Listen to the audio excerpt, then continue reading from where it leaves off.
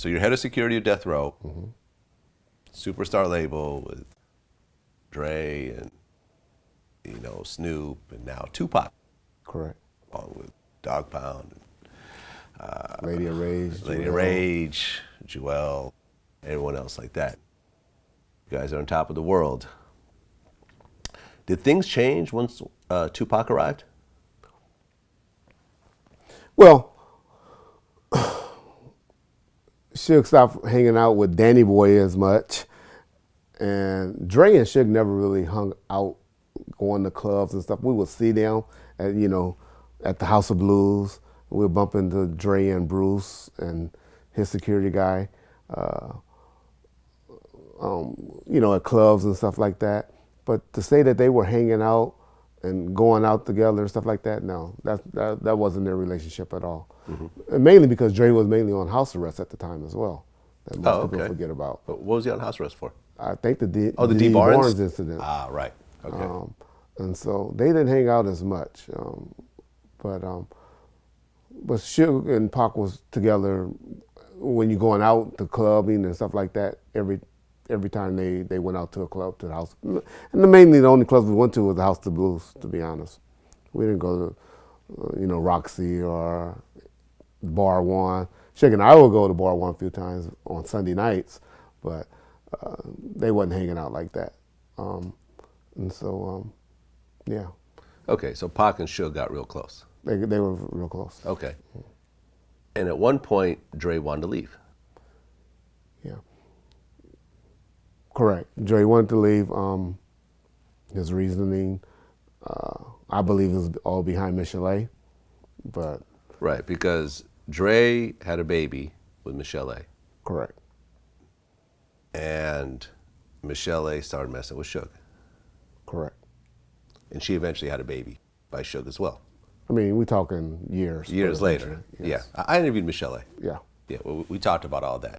One night I couldn't find him, and I called Suge and I said, listen, I need milk and Pampers. I didn't have any money to do that, and I didn't want to take my baby out. It was like 1 o'clock in the morning. So Suge actually sent somebody to bring me money, So I was like, thank you.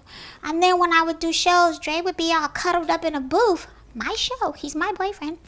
And Suge would have to take these girls, and this wasn't even his club, and tell them, you got to get out.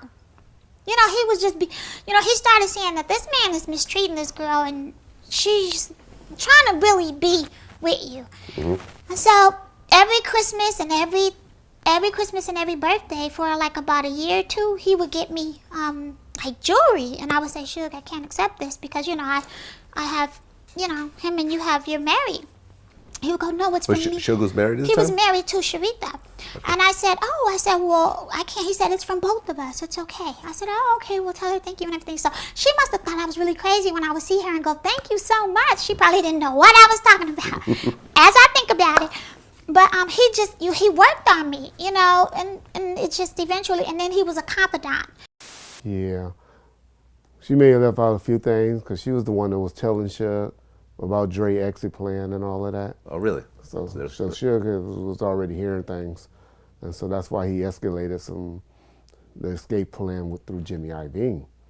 So Jimmy is the one that Suge was like saying, hey, get rid of this guy.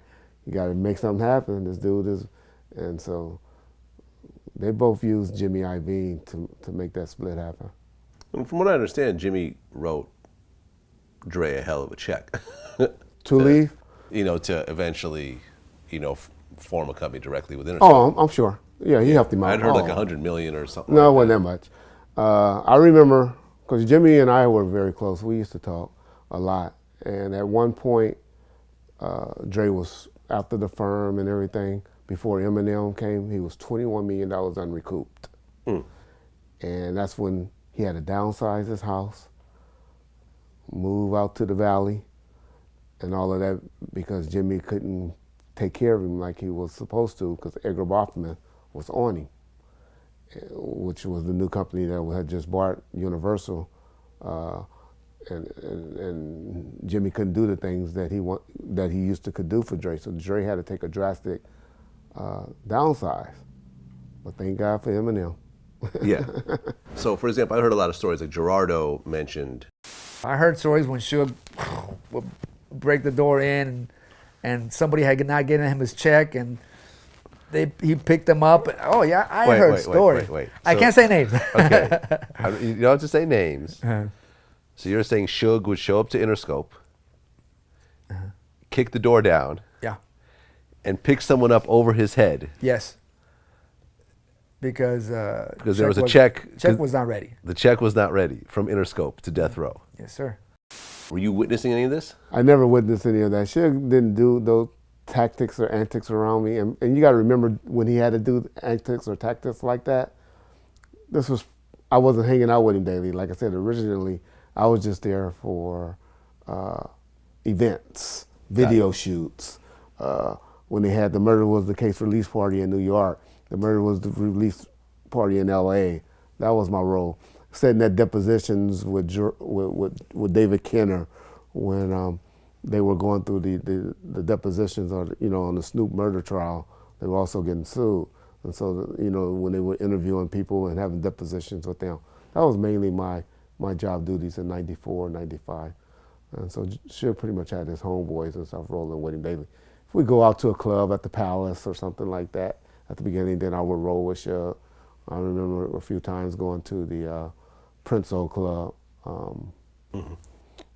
rolling with him like that. But that was mainly my duty. So.